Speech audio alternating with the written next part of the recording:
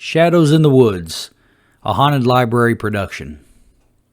When I was 14, my best friend Jamie died in an accident in the woods behind our home. She too had been 14. An adult 220-pound male mountain lion that had been stalking us attacked and killed her when we were out in the woods. She had put up a fight, but was overpowered. I had tried to fend off the cat, but I was too weak to ward it off also. In the end, it had drug her body deep into the woods after slashing my stomach open, cutting up my face. I panicked and went to get my folks. By the time they'd reached the spot of the attack, the mountain lion and Jamie had vanished.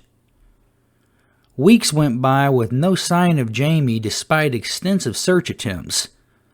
Police and wildlife investigators found this strange, as they were able to track the cat down. They were able to identify the mountain lion and kill it. After searching with bloodhounds and various other scent-sniffing dogs, the search was finally called off, though. I still miss Jamie. I haven't been back to my parents' house in central Missouri since. My parents thought it best that I live with my uncle in Arkansas because I was guilt-ridden and depressed after her death. It took a while to get over the incident, and of course, I'll never fully be over it, and I'll never stop missing her. But a lot of things changed in the fall of 2001 when I went back for a visit. I was going to stay until November. I hadn't seen my parents in years at that point, and the stay had been nice. I had missed that place a lot. My parents owned 100 acres of private land behind their home, and it's heavily wooded. I was there 3 days before I began to get restless and uneasy. My little sister, Miranda, who is 17, who years ago decided to stay here with our parents, has been writing strange things in her diary. These entries had been going on since I left, apparently, and I was shocked that she had never told me. Yes, I was guilty for snooping. She left the diary open on my bed, and I glanced at a sentence that had caught my attention, and then I couldn't quit reading. It told of how Jamie had been visiting her at night when she slept, ever since Jamie's death. Miranda and Jamie had been best friends too, and Miranda had taken Jamie's untimely death just as hard as I had, if not a lot harder. She had never quite been the same. I've confronted Miranda about the diary, but she would just clam up. I finally became too creeped out to keep reading the diary, and she finally hid it anyways. Besides, Miranda's behavior was odd. She was quiet and subdued, and that wasn't typical of her. Days would go by where I wouldn't even see her. My parents told me she was spending the weekend with friends, so I snuck in her room to see what I could dig up. It was the perfect opportunity. What I actually found disturbed me, but I'm glad I did. It was a map of where Jamie's body was, and I could tell my sister had created this. I wondered if I should tell my parents, but I didn't want to get Jamie in trouble or embarrass her.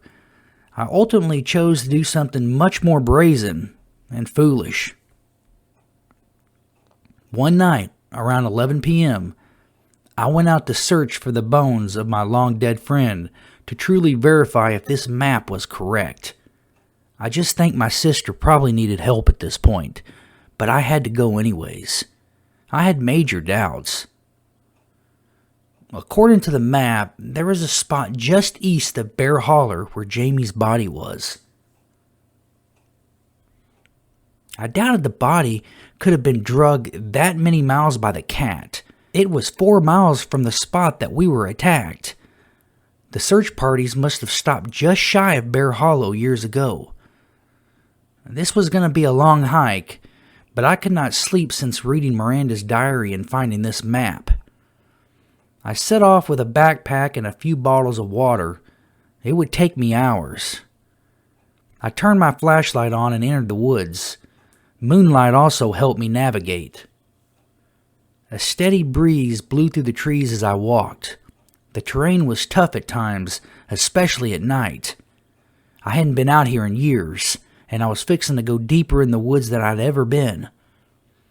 About a mile in, I stopped for a drink, shining the light on the map.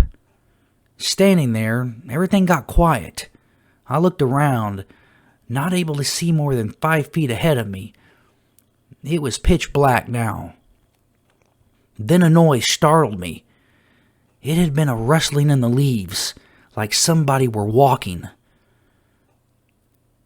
I stood froze, listening. I cut my light. The noise grew closer as a sudden rush of wind gusted through the trees. I tried to stay calm, but I was scared. I didn't believe in ghosts, but something wasn't right out here. "Jamie?" There was no reply. I turned on the light and aimed it forward, surveying the woods. I prayed I didn't see anything. My heart couldn't take it. I breathed deeply and took off again, but I got the feeling somebody or something was watching me. I was literally in the middle of nowhere, deep in the woods of central Missouri. Even as a kid, I had never walked this far. The wind continued to pick up, and an owl was persistent in his distant calls. I crossed some railroad tracks that I didn't even know was up here. But there was something. Something was around me, or something was following me. It was that sixth sense that you get. And then I heard sticks and leaves pop behind me. My heart dropped as I turned, fully expecting to see something. Oh man, but there was nothing, just the wind and the night. I was now about a mile away from the site marked on the map as Bestie's Bones. I stopped again, taking a break. I thought about how disturbed my sister must have been. I pushed the thought out of my head and continued on. I began to see shadows ahead of me, darting in and out of sight, twisting and turning into the blackness. I wish I had never came out here. At 18, I was scared to death at this point. I tried to ignore the activity around me. I heard whispers from the woods, even over the wind. My heart thumped as I walked stiff, expecting something to come out of the shadows and grab me. Around 2 a.m., I finally made it to the spot located on the map. This was an open field in Bear Holler, probably as big as a football field. I stepped out into the field and calculated the spot where Jamie's body should be according to the map, about 20 yards to the north. I began to shake now, knowing in my heart I was going to find exactly what I came here to find. Years had built up to this moment. Instead, I found something much more disturbing. Somebody was bent over, on the ground, crouching at the spot where I was headed, out here in the middle of nowhere, in the middle of the night.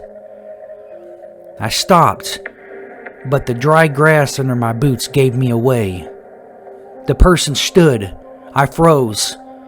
I dropped the map as my mouth opened wide in terror. The dark figure moved towards me slowly. Whoever it was wore ragged clothes and was smaller than me. My heartbeat thumped. I backed up, but the figure quickened its pace. I tripped over my own feet backpedaling, landing on my ass. I brought my light up as the image of Miranda came into view. My sister. At first I had thought she was wearing a wig. I would later find out that she had been wearing real hair. She had somehow fastened or glued it to her head. It was dirty and frizzy, covering her eyes. She had on old withered clothes that were holy.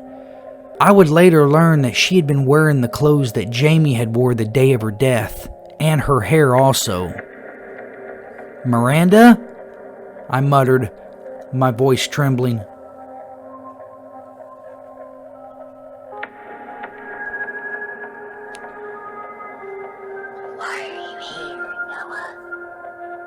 She just needed a proper burial. Leave us alone. She needs me, and I need her. You better go now. Jamie's not very happy that you're here. It's our secret. Go on, big brother. Before your bones are next, lying in the field, rotting in the earth. I could see where she had been crouched lay a small stack of bones. It was in fact the remains of Jamie Kins. I got up and ran. I didn't stop running for what seemed like forever. It was a sickening, scary, terrifying walk back from there. I was followed the whole way by Jamie's ghost. She would appear before me with an evil expression before evaporating into the night. She would float from tree to tree, her hazy, dim-lit body smiling at me as I jogged. When I made it home, I was in tears and immediately woke my folks. The authorities were called, and it had been confirmed that it was the body of Jamie. Jamie's parents got closure, but my parents got shock, as Miranda was admitted into an institution for the insane. To this day, that is where she remains, thinking Jamie is still alive. I think it all goes back to Jamie becoming a deviant spirit rather than just a restless spirit. They say if you die violently, your spirit may come back in the same way. I'm not sure if Jamie blames me for her death, but I tried to save her life. In this case, my sister was the victim of a haunting that led to something far more sinister. I often think of the haunting words my sister spoke to me out there in the field. I'm 30 now. I try not to imagine my insane sister walking in the dark for more than 3 miles, frequently in scary woods, by herself, to visit the remains of her friend who had been haunting her, driving her to that kind of madness. I have not been back to my parents' house since.